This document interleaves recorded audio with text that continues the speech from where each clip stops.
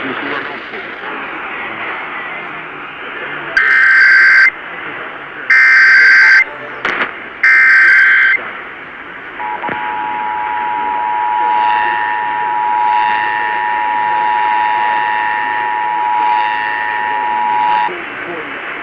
This is a monthly test of the emergency alert system.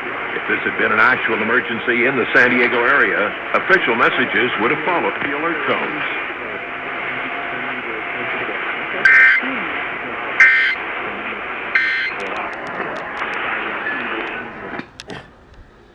There we go.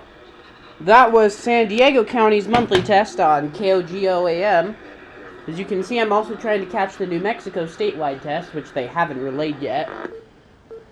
12-996 is kind of shitty. I'm gonna switch it on the Sangian. So, yeah.